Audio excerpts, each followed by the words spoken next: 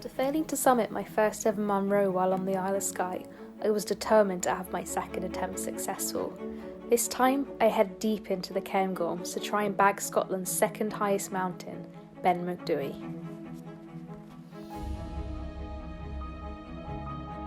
Morning guys, you join me from a pretty wet and cloudy Cairngorms today. It's a Saturday.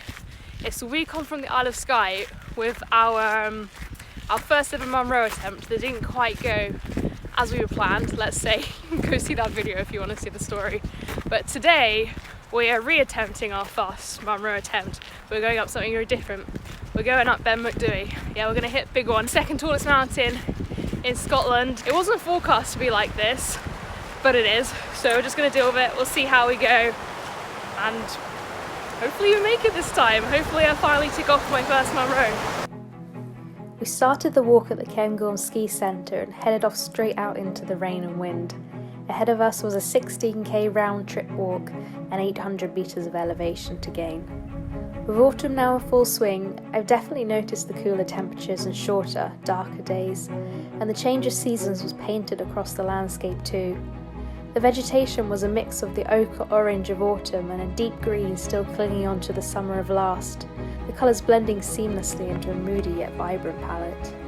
Map in hand, we followed the trail up along the stream, the sound of rushing water the only sound for miles. We stopped off in a Tizo store in Aviemore on our way down to pick up a map. I don't know about you, but I hate shopping.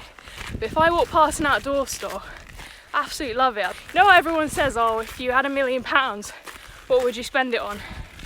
My first spend would be all the hiking gear that's on my list, honestly. I love that stuff. Getting flashbacks to Ragnar Freep in this kind of weather. Yeah, pretty damn foggy today. But actually it's really nice when you're climbing up because you get really hot and the moisture and the coolness is lovely. I tell you, I'm struggling to know what to show you today because it all looks the same. You just end up with like 8 minutes of this. There we go. 360. That's all you need to see for this whole walk probably. It's all gonna look like that. The further into the heart of the Cairngorms we went, the thicker the cloud cover became. Beads of moisture clung to grass and sedges that generally caught and twinkled the light as you passed. Despite the wind, it was a very quiet and still atmosphere. You can just about, do you see that one tiny shiny layer there? That's Loch Morlich. You can see some. But after that one fleeting glimpse, the clouds closed ranks again, the strong winds whipping them fast over the hills and obscuring any views.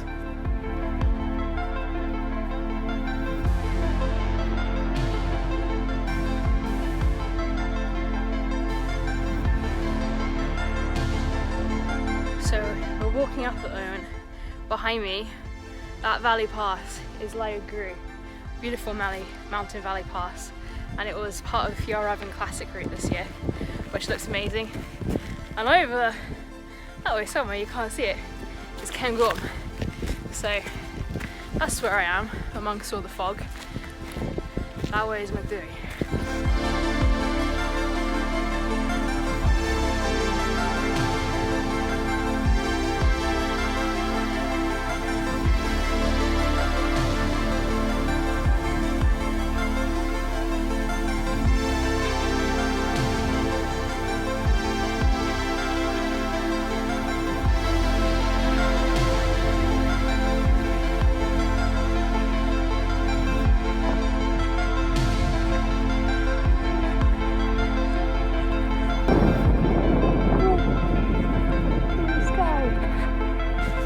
Stopped for lunch and saw the layers on. Also, we reached 1,000 meters, so yes, it is significantly colder up here. But look what's happening. It's amazing when it suddenly clears up. You're just walking utterly blind and naive to the amazing landscapes around you. I don't know if that's all we're gonna get, but look, we haven't seen blue sky all day.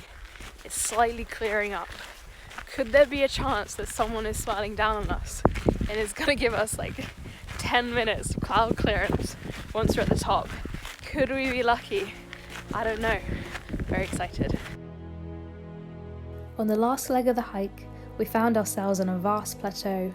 There was a very well-worn path cutting through the landscape, but other than that, it was largely featureless apart from the odd body of water. It made me feel so small and insignificant, a feeling that I love. Rather than making me feel purposeless and unimportant, it rather makes me feel free. If you're insignificant, nobody is watching you, nobody expects anything from you. Free of responsibility and expectation, you can just be yourself. For me, this is just one of the many gifts the mountains offer us, and just one of the many reasons I keep returning to them.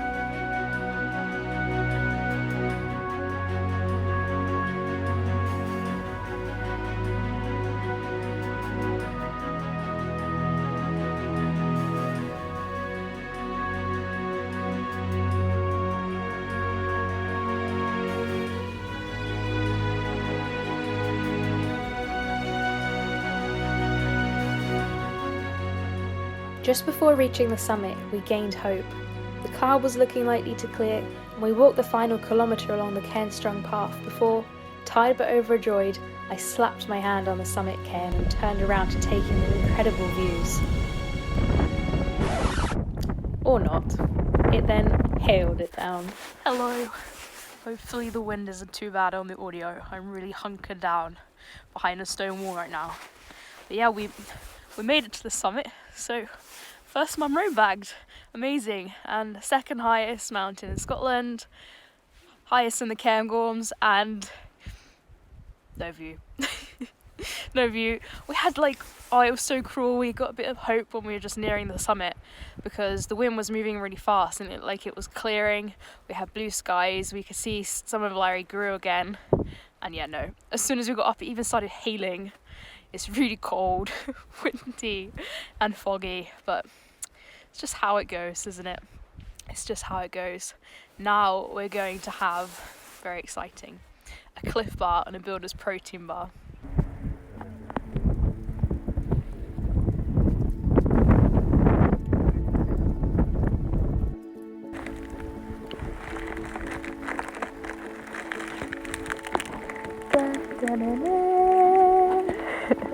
Cliff.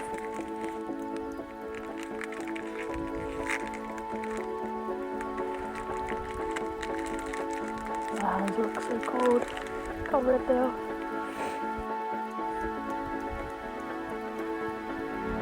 When I first went to Chile to do my first ever mountains and massive hikes, I absolutely stocked up on Builder's Protein and Cliff Bars. I was living in Canada before for a little bit, so that's what they have there. And so I now, because I did big things like the W Trek and I hiked up an active volcano, it was my first time using crampons and ice axes, I felt really adventurous, and now I associate it with being really adventurous. Which is bad in one way because I can't have it as a snack on just a normal hike. I feel like it doesn't do it justice. But on a big adventurous day, like today, I am allowed to whip them out.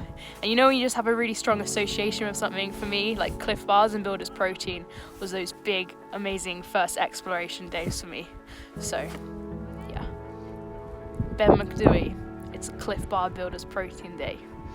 Big mountain day. While we waited in vain for the view to clear, we were treated to an equally beautiful sight, a snow bunting. Clearly used to humans at the summit of Ben Macdui, it was rather curious and started slowly hopping towards us. Snow buntings are an Arctic specialist, however, there are a few isolated populations on a few high mountain tops south of the Arctic, including the St. Elias Mountains on the Alaskan-Yukon border, and incredibly, here in the Cairngorms. The snow bunting is the most northerly recorded passerine in the world, and I think they are downright gorgeous. Consulting our map to decide on our route back, we enjoyed just 10 seconds of a semi-clear view before heading off for the return leg. It's cold, wet, windy again. Great fun though, very fun.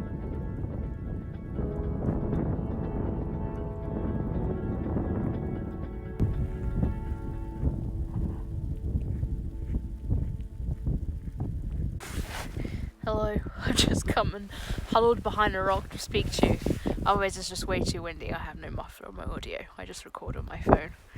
So we decided you can make a loop of this route. It's a very common loop to do, but we just decided to go back the way we came. One, because we thought if the fog didn't clear, then it wouldn't matter if we went a new route because we wouldn't be able to see anything.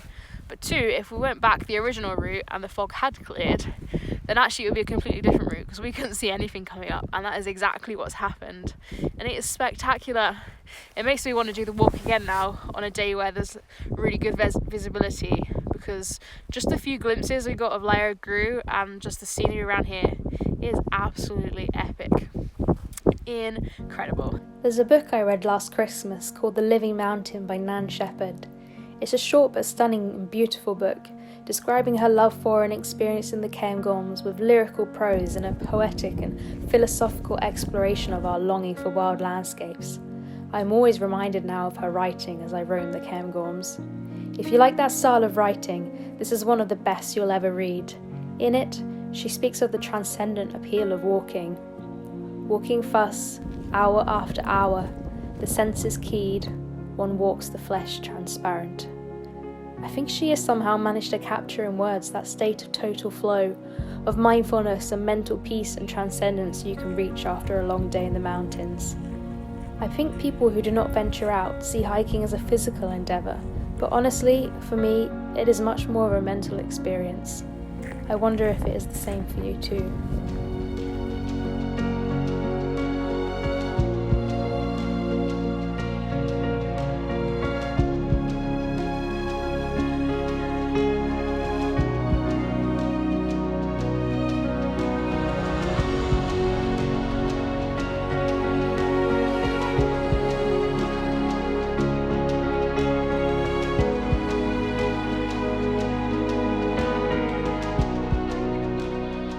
So if you want to do Ben Macdui, actually I really recommend it, considering it's our second highest mountain in Scotland. All this, it is really accessible, not technical at all. It's not even particularly tiring because it's a very, very gradual ascent, even though you do climb quite a lot of elevation. It's just a long day, that's all. Yeah, this has been a great adventure though, and I really, really enjoyed it.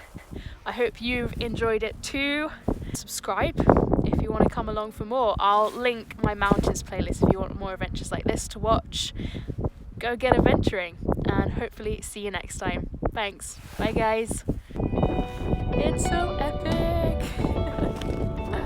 Woo! Wow. The views, guys, epic.